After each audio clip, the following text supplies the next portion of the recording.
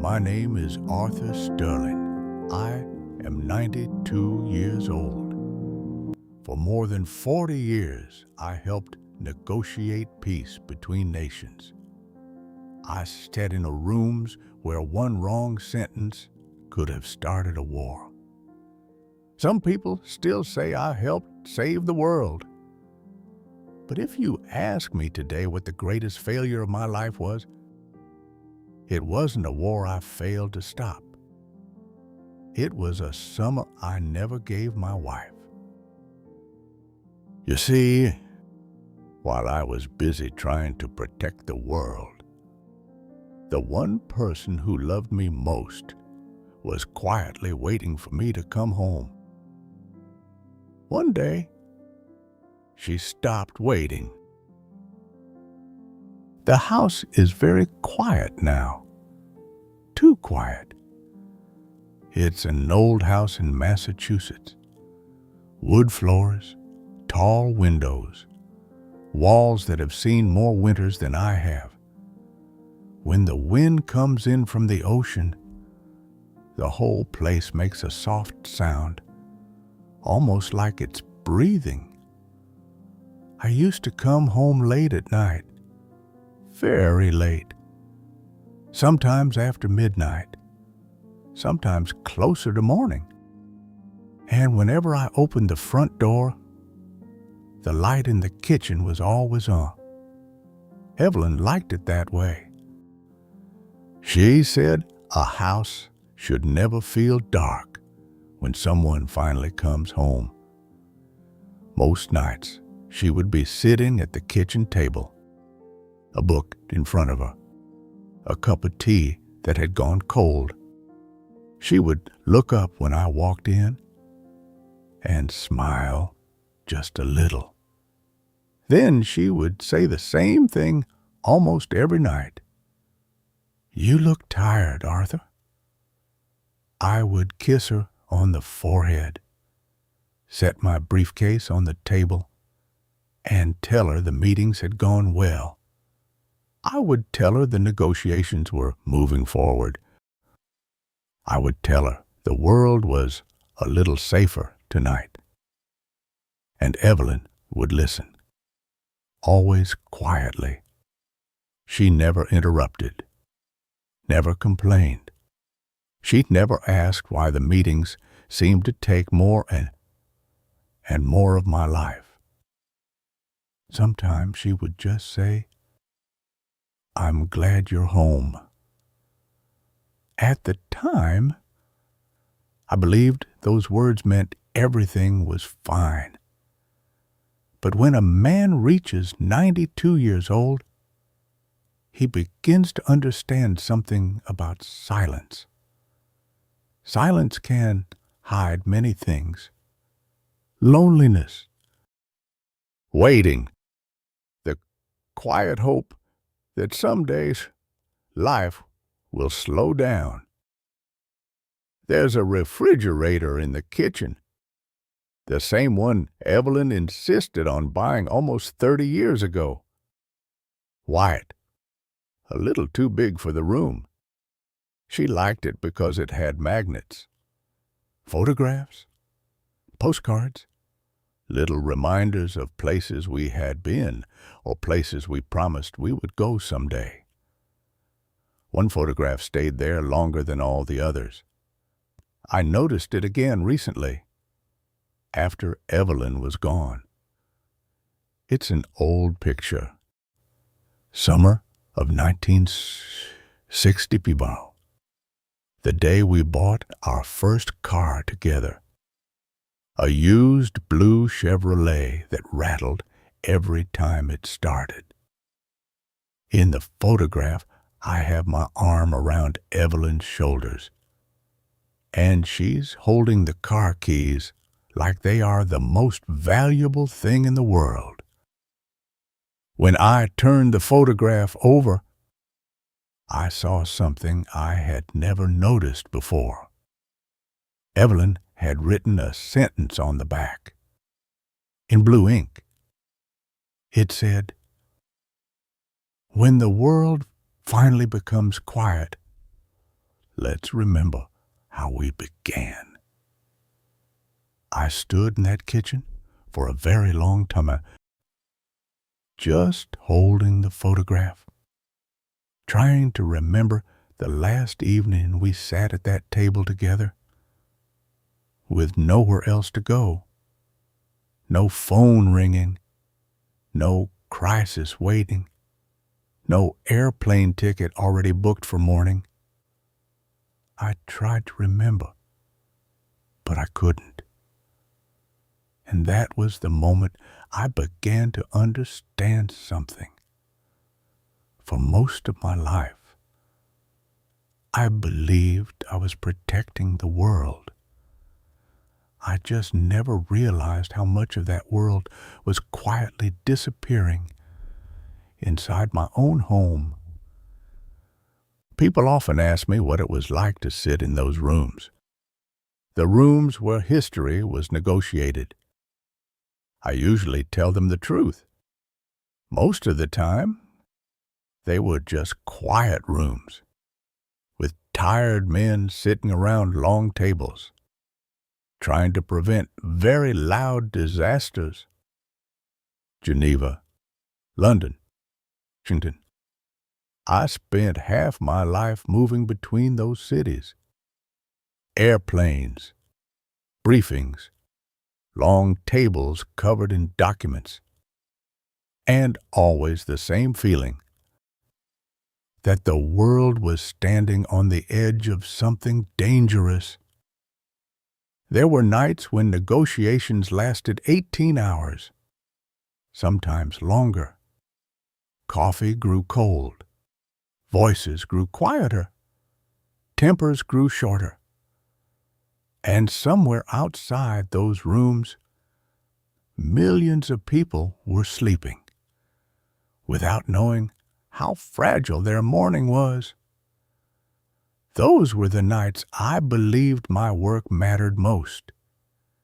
Because if we succeeded, no one would notice. The world would simply continue moving forward as if nothing had happened. But if we failed, history would remember it forever. So I worked relentlessly, one negotiation after another, one crisis after another. Every time I thought the world might finally become quiet, another problem appeared to somewhere on the map. And every time that happened, my phone would ring. Washington calling, sometimes late at night, sometimes before sunrise. I became very good at leaving home quickly, suitcase by the door, passport always ready. The world was always waiting. And Evelyn never once asked me to stay. She attended the formal dinners, the diplomatic receptions, the evenings when everyone wore tuxedos and spoke carefully chosen words. People liked Evelyn immediately. She had that kind of presence, quiet but warm. The kind of person who could make strangers feel comfortable in a room full of power. I remember one evening in London, a senior minister leaned toward me and said something I never forgot. He said, "Arthur, the real diplomat in this room is your wife." I laughed when he said it, but he wasn't entirely wrong.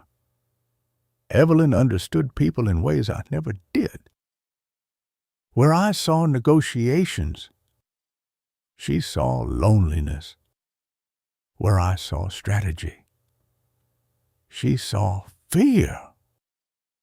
And sometimes, when we finally returned home after weeks of travel, she would say something that stayed with me for days. One night she said, "Arthur, it must be exhausting to carry the whole world on your shoulders." I told her it was just part of the job. But Evelyn shook her head gently, and she said something I didn't understand at the time. She said, "Just make sure the world doesn't take all of you." I thought she meant I needed more rest. I didn't realize she meant something else entirely. Because while the world was slowly learning my name, Evelyn was quietly learning how to live with less and less of me. But Evelyn never cared much about the places I traveled. Geneva, London, Tokyo, to her, those were just names on a map. What she cared about was something much smaller. One evening, many years ago, we were sitting on the back porch. It was late spring. The air smelled like rain. Evelyn had a gardening magazine open on her lap. She turned a page and showed me a photograph.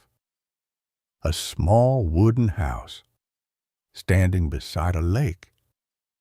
Tall pine trees behind it. A wooden dock stretching out into the water. And in front of the house, rows of tulips. Red ones, yellow ones, a few white ones mixed in between. Evelyn touched the picture with the tip of her finger. Then she looked at me and smiled, the way she did when she was slightly embarrassed to ask for something. "Arthur, someday, could we have a place like that?" I leaned closer to the magazine. "It's beautiful," I said. She nodded. "Somewhere quiet," she said. "No telephones. No meetings. No one needing you to solve something urgent. Just the lake, the trees, and a garden of tulips." I remember laughing softly. At the time, it sounded like such a simple dream. "Of course," I told her. "Someday." Evelyn closed the magazine very gently. Then she said something that felt like a small joke. "Just promise me that someday won't always mean later." I kissed her on the cheek and told her not to worry. The world would calm down eventually. And when it did, we would have all the time we wanted. Evelyn looked out toward the trees behind the house. The wind moved through the branches, soft, steady. Then she said quietly, "You know something, Arthur?" "What?" "Sometimes I think the world is never gonna calm down." I told her she was wrong. Told her that was exactly why people like me did the work we did. To make the world safer, more stable, more peaceful. Evelyn smiled again, the same quiet smile. And she said, "I hope when that day comes, you remember the tulips." At the time, it felt like a small conversation, one of thousands we had over the years.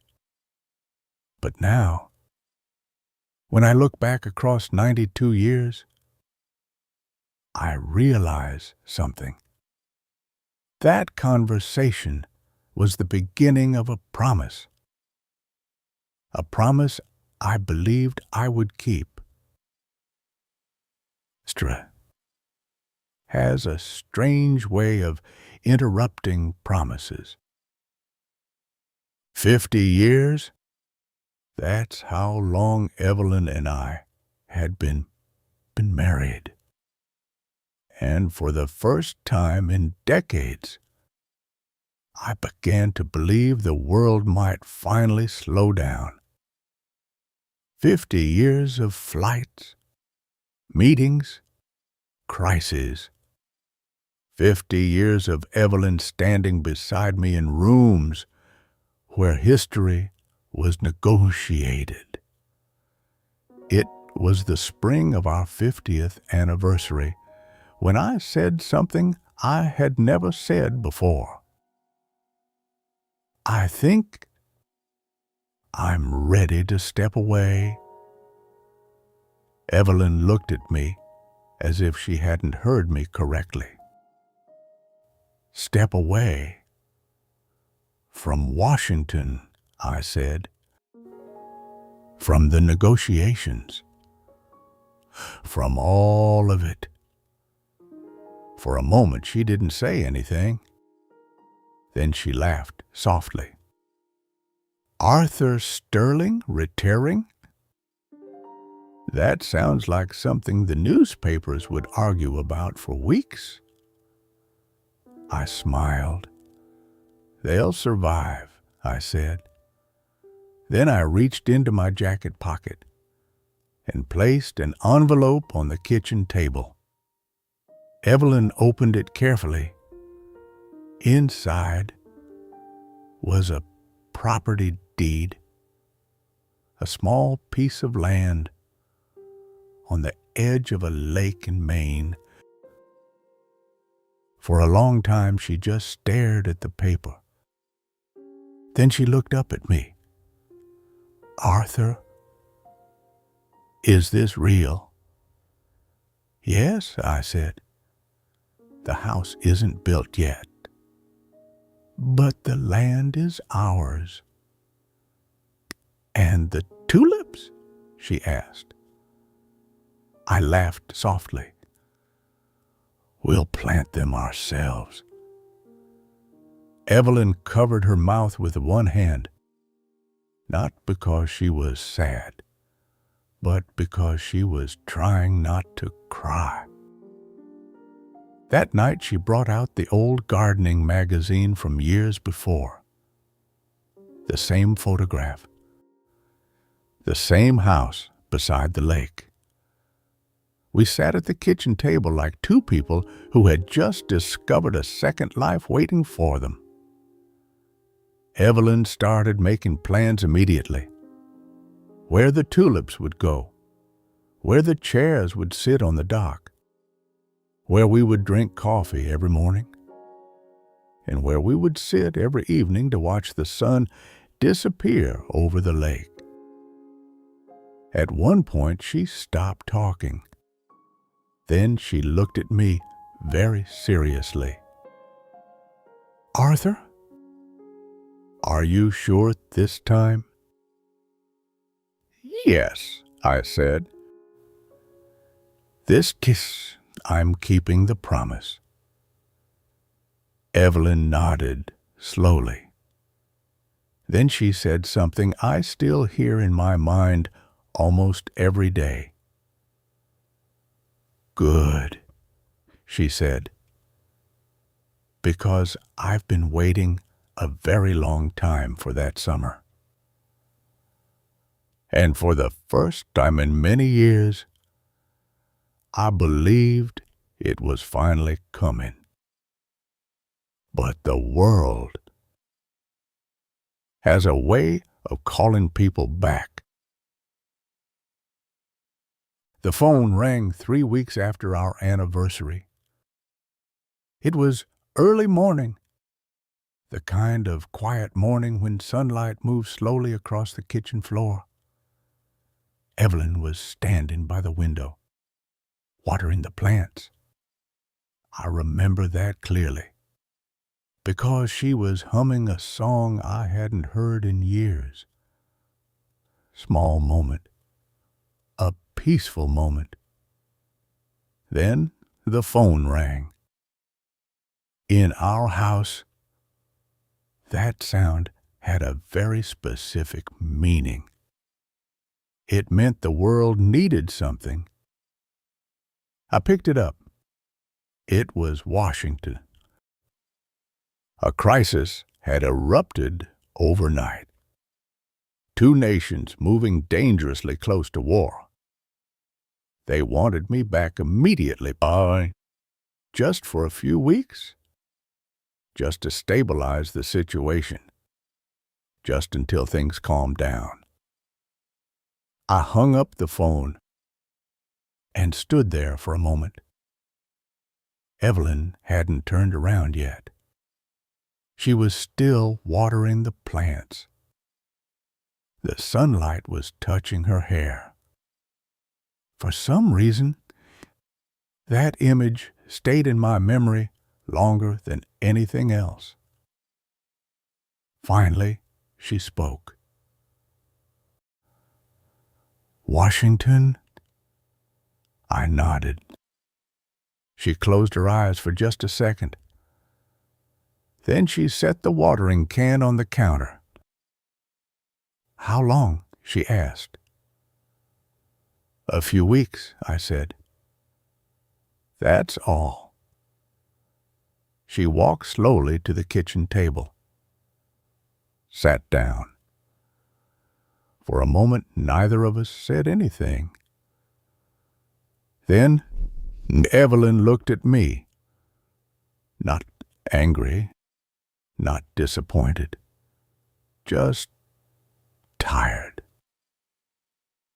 "Arthur," she said quietly, "the world always seems to need you at the exact moment you promised to stay." I didn't know how to answer that. So I said the only thing I knew how to say. "It's important." She nodded. "I know it is."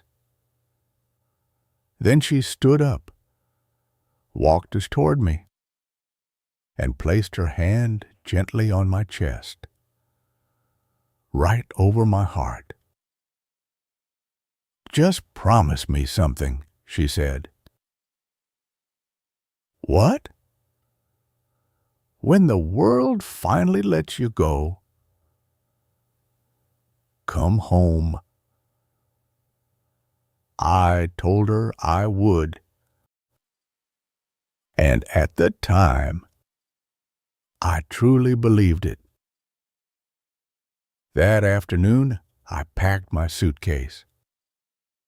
When the car arrived to take me to the airport, Evelyn walked me to the front door. She hugged me a little longer than usual. Then she said very softly, So the world needs you again?" "Yes," I said. She smiled. "Then go save it." And that was the last morning we ever spent together in that house. The crisis lasted longer than anyone expected. Weeks became months. Meetings stretched through the night. Drafts of agreements rewritten again and again. Every time I thought we were close to the end, something new would collapse. Another demand, another disagreement, another fragile moment when everything almost fell apart. Eventually, we reached an agreement. A fragile peace. The kind of peace historians later call a turning point. People shook my hand. Reporters asked questions. Someone even said the negotiations might have prevented a war. I remember standing there under the bright lights of the press room, suddenly realizing how tired I was. So I went home, back to Massachusetts, back to the quiet house. When I opened the front door, something felt different. Not dramatic, just empty. The kitchen light was off. Always left it on. I called her name. No answer. Then I saw the envelope on the kitchen table. My name written in Evelyn's handwriting. Inside was a short letter. Arthur, I didn't want to distract you while you were working. The doctors told me the illness was serious. But I knew the world needed you right now. So I let you finish what you started. I'm proud of you. Always. Love, Evelyn. I don't remember how long I stood there. Minutes, maybe hours. Eventually, I sat down at the kitchen table. That's when I noticed something else. A small notebook. Evelyn's diary. I had never seen it before. The first page was written months earlier. It said, Arthur left for Geneva today. He said it might only take a few weeks. I know what that usually means. The world needed him again. I turned the page. Another entry. The doctor says the illness is serious. I haven't told Arthur. He already carries enough of the world. Another page. Today, I planted the tulip seeds alone. Arthur promised we would plant them together. But spring is pageant. Maybe he'll see them bloom. I stopped reading for a moment. Because outside the window, it was spring. And in the small garden beside the porch, the tulips were blooming. Red, yellow, exactly like the photograph in the old magazine. I turned to the last page. The handwriting was weaker. The letters slightly uneven. It said, If Arthur reads this someday, I want him to know something. I never blamed the world for taking him away. I just wish the world had returned him sooner. I closed the diary. And for the first time in my life, I realized something. There are victories that still feel like defeat. I drove to Maine a few days after the funeral. It was a long drive, longer than I expected. Perhaps because I had never made that journey before. The road wound through forests, tall pine trees stretching endlessly along the highway. Evelyn used to describe them exactly like that. She said the trees in Maine made the sky feel taller. When I finally reached the lake, the sun was already low. The house stood quietly near the edge of the water. A small wooden house, just like the photograph in the old gardening magazine. I sat in the car for a long moment before stepping out, because suddenly I understood something. This was the place Evelyn had imagined for decades. And I was arriving here for the first time. Alone. The wooden steps creaked softly as I walked up to the porch. Inside the house smelled like fresh wood. Someone had finished building it while I was away. The chairs were already there. 2 blue chairs, facing the lake. Exactly where Evelyn said they should be. I walked slowly down to the water. The lake was perfectly still. The kind of stillness that makes every sound feel distant. In my hand, I was carrying something. Small but a bag. Inside were tulip bulbs. The same kind Evelyn loved. I knelt down in the soft soil near the porch. The earth was cold. Colder than I expected for spring. For a moment I simply held the bulbs in my hand. They were soft, quiet, almost weightless. And suddenly I remembered something Evelyn once said. She said, "Arthur, flowers are strange things. They wait underground for months. And then one day, they bloom all at once." I planted the bulbs slowly. One, then another, then another. The lake remained silent. No telephones, no meetings, no world waiting for me to fix something. Just wind moving gently across the water. When I finished, I sat down in one of the blue chairs.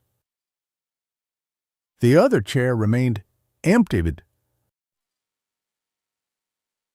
For the first time since I had left home that morning years ago,